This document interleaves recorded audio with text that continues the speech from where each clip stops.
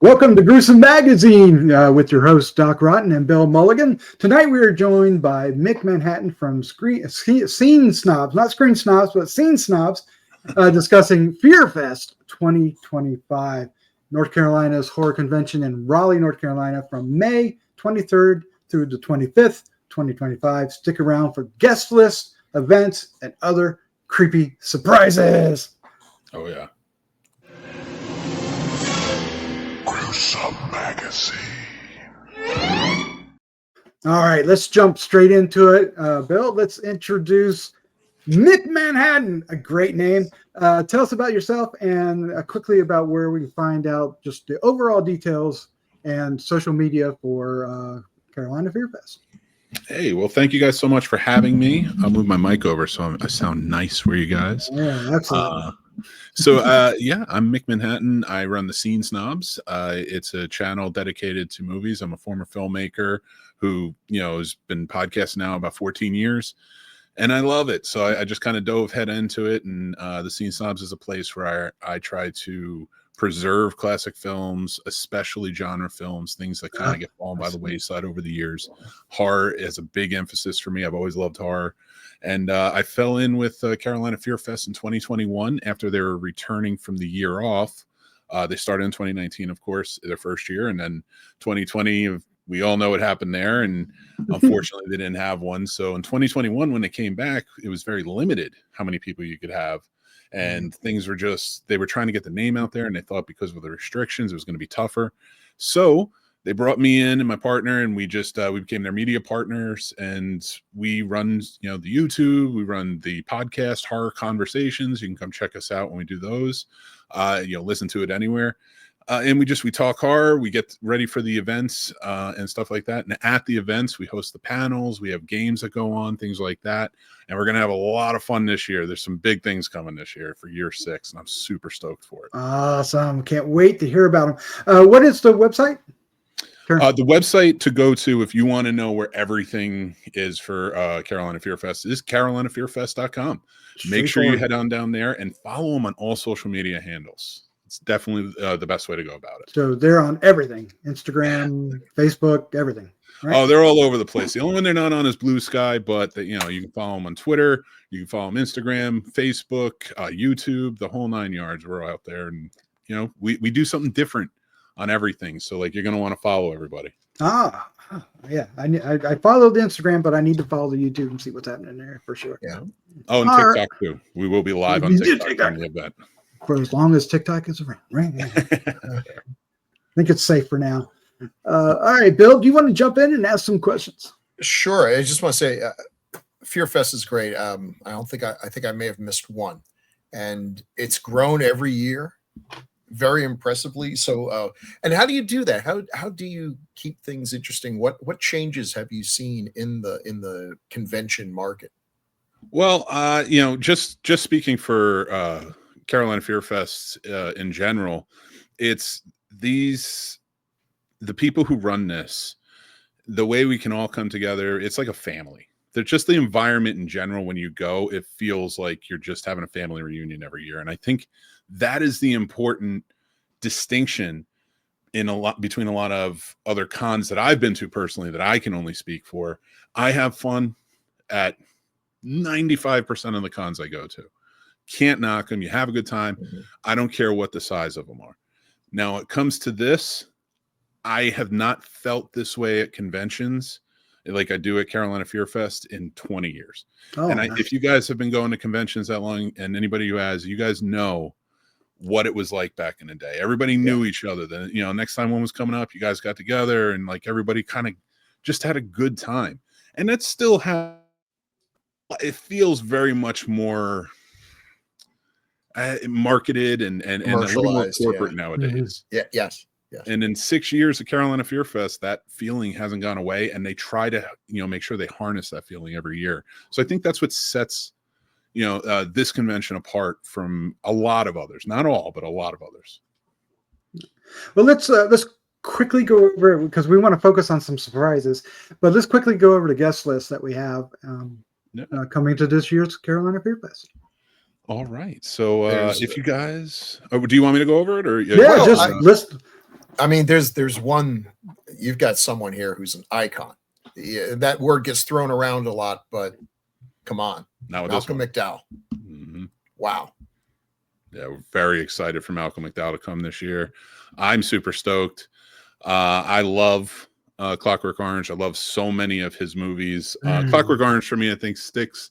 I saw it in film school for the first time on a recommendation from a professor, and then he came to the film school like a year later, and it was just like it blew. Like I always knew who he was. I had seen Caligula for years ago, years before that, and stuff like that. And Gangster #1, great movie. But the man in his horror, I don't think is celebrated enough. And that's what I'm loving, that he is an icon that's going to be here this year. And so many people are excited. They are speaking about it. They're so excited to meet him. He's so charming and yet is able to express menace. That charismatic menace is the man killed Captain Kirk, and you still, got to cheer him when you see him. And yet one of my favorite roles for him, kind of going against type time after time. Oh, I love that movie. Oh, such a good movie. Such a good movie. And he's so lovable in it. He's so likable. He's a hero and just an incredible range. Yeah, for sure. Absolutely. And I can attest, he is nothing like his version of Loomis in Halloween 2. You're going to love him. He's just a sweet guy. Oh, there's yeah, because you also have Bill Moseley, who is so excited. He got injured last year, but thankfully he was so excited to come back too. So we're so happy to have him for sure. Yeah. I've met him a number of times at conventions, and he's a great guy. He goes to a lot of conventions, but just super. I think this one thing I want to say. Talk about the other folks that are there, but Carolina Fear Fest, more than any other convention I've been to. I don't know if it's you pick the right celebrities or they just respond to the vibe, the atmosphere, but they are very approachable. I know a lot of people, I feel this way myself. You're nervous. You're in front of these larger than life people, and you don't want to look like a jerk, because I'm sure they meet a lot, but I've never met one that was just not easy to talk to, friendly, happy to be there. They appreciate the fans. What you were talking about, some of the other conventions, it is very much, there's a big long line. You get up there, they sign something, and it's like Galaxy Quest. It's not a warm kind of thing. God, it is. But these folks are really some really good people, and a lot of them seem to know each other, and that's nice to see too. It's like a family within a family. I can attest that the ladies are putting this together, Stephanie and Destiny especially, who are brilliant and amazing, and they do so much, and they have a good touch on the pulse of like horror in general, not just horror movies, but like it's all horror. Like we talked about a lot of stuff that's going to be going on, and they want to make sure they're covering the gamut. They want to make sure everybody can come here, play horror games, or talk about their books, or talk about horror books, talk about horror comics, talk about horror songs. We have people come in who want to discuss like just inspired songs of horror. It's like so odd and weird and beautiful in a way. I love it.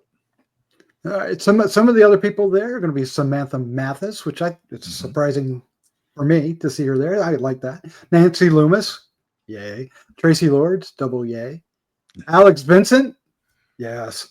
William Catt, oh man, he's a great. I've met him at a convention. He's super, super cool with the fans. I think that's one of the reasons why Greatest American Hero was 2 seasons forever ago, and yet everyone still knows the theme song, knows the premise.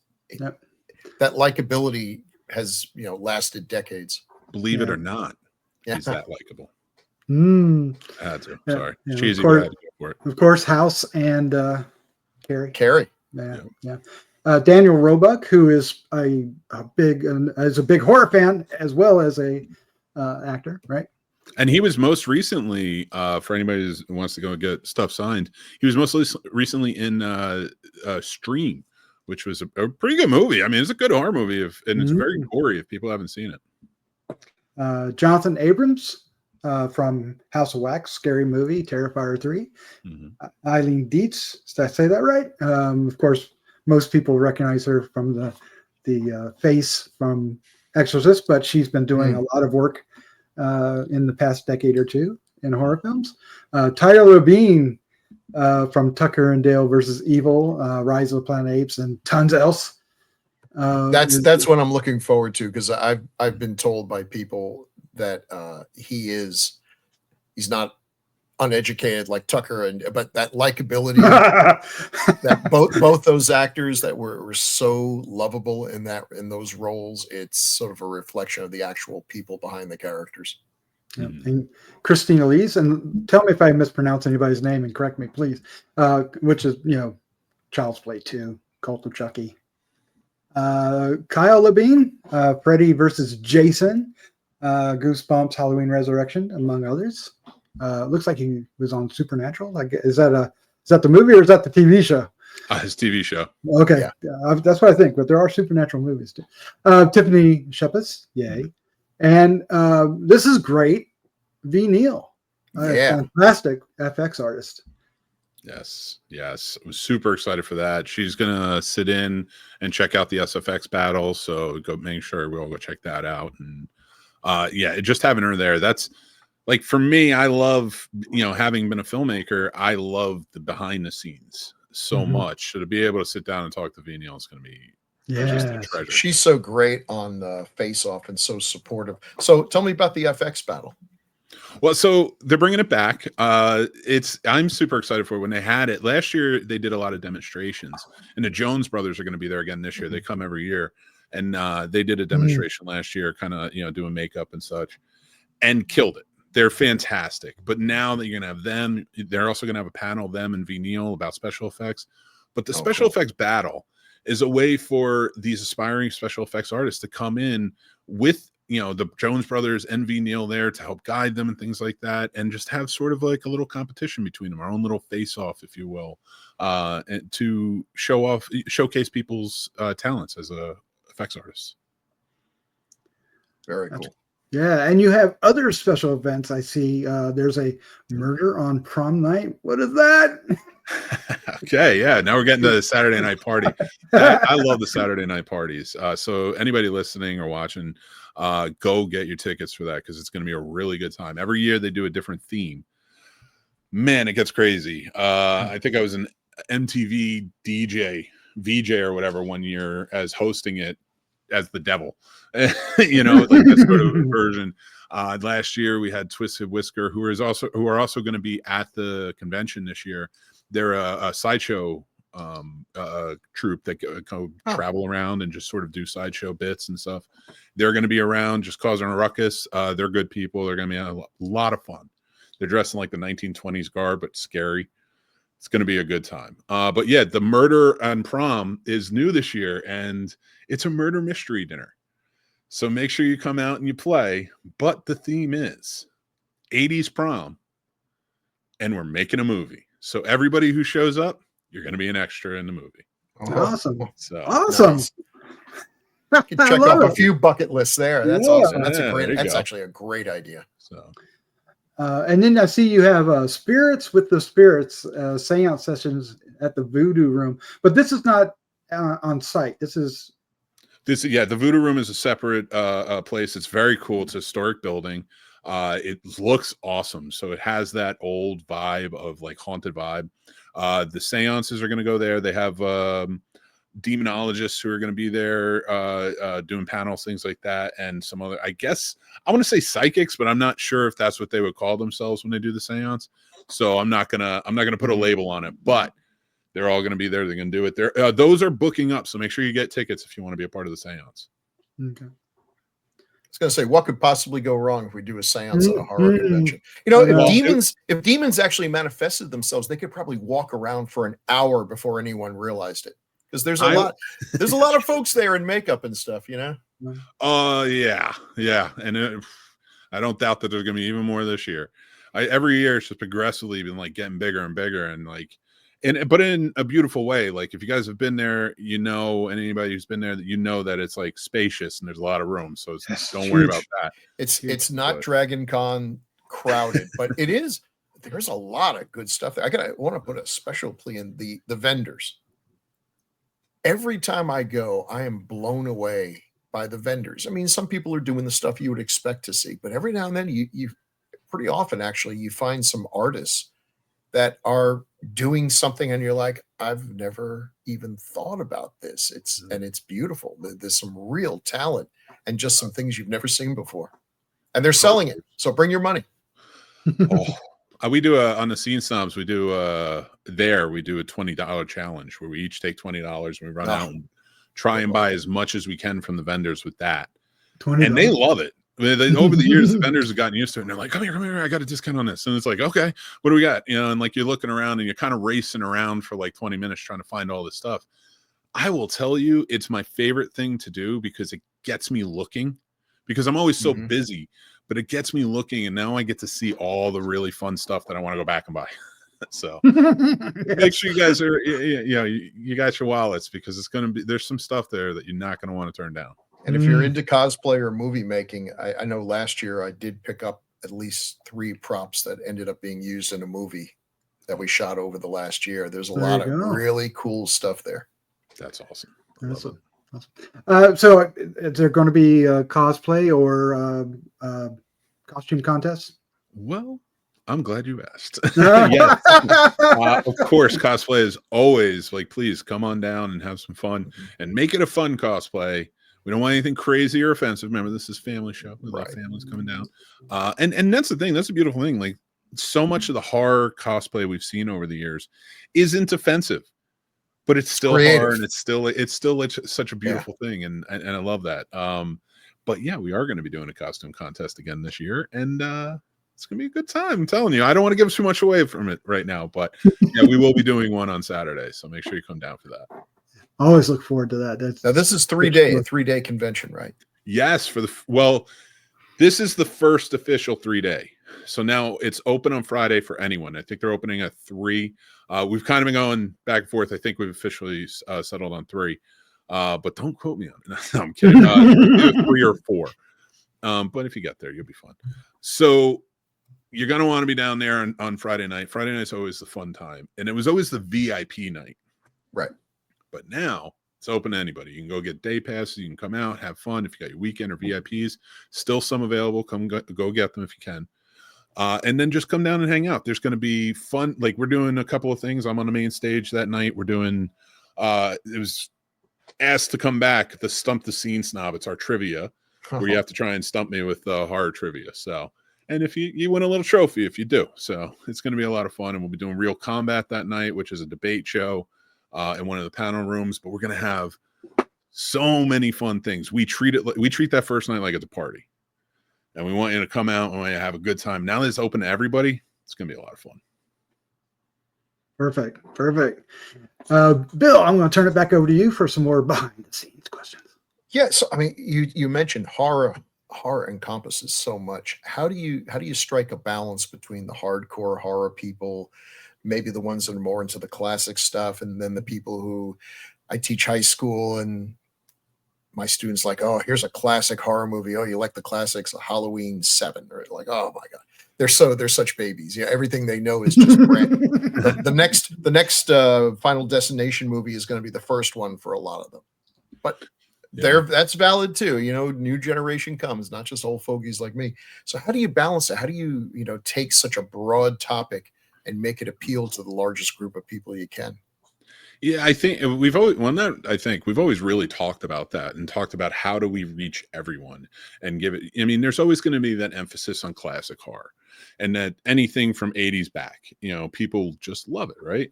And the past 30 years has been like this, has brought new, younger people into horror over that time. I think we can all agree on that, starting with like Scream and such.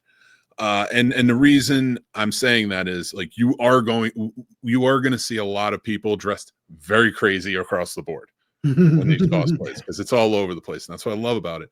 But that's what we're going for. We are going for just horror in general. We want to celebrate all things in horror. So we make sure everything's represented. That's the key. Like, just make sure it's all represented in some way, shape, or form. And, sometimes it's harder than others. How do you celebrate, some of the new Ari Aster type of horror, that folk horror that's out? Well, easily. We go and we reach out to the people who love that stuff, the vendors who love that stuff, and we reach out to the people who want to be a part of it and talk about it. And that's how we keep it sort of going each year. We kind of like make sure that everything is represented as we go. And if it wasn't represented the year before, we hear you and we make sure it is next year. Well, that's an interesting question. So, how much of this convention do you think was inspired by feedback that you've gotten from previous audiences?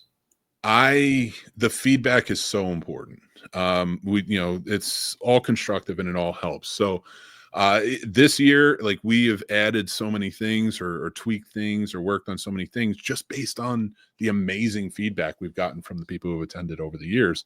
And I think it's finally, like, in the past 2 or 3 years, really hit a stride where the feedback now is more so like, we love this, or we'd love to see this person. So it's not as much of like, make these changes. More so now it's becoming like, hey, what about this? You want to try this? Or good. That's what you want to see. We're open to it. Let's do it. All right. That's, oh my God, I can't wait to be there. And it's like almost upon us as we're recording this. It's like, oh my gosh. Special shout out to the film festival, because a film I worked on is in it. Ooh, which film? The 5 stages of. Very nice. I watched them all. I rated them all. Except yeah? for Slasher Nurse. I'm in it, so I don't rate movies. Isn't that the biggest problem? The same thing happens to me. Con Carolina's, I'm one of the people who runs the film fest, and it's like, nice. I can't let my own film win best award because everyone's going to say, but that was a fun one to work on. So, and are a lot of these films there local? A lot of them, yeah. Like some of them are out of Virginia. Some of them, I think one of them last year was out of Tennessee. So North Carolina is the big base for it, but they come in from all over. Yeah, and it's always a joy to like be able to watch them and see all these new horror faces. Really, like, that's the beautiful part about horror is you could be, and I use this term almost like with affection. So don't get mad at me, anybody who hears it. You could be a nobody and make it in horror. Oh, yeah. And that's the beautiful thing about that genre. You don't see that too often in any other genre. But when it comes to horror, you got one good idea and you go and you make it. You can be a household name the next week.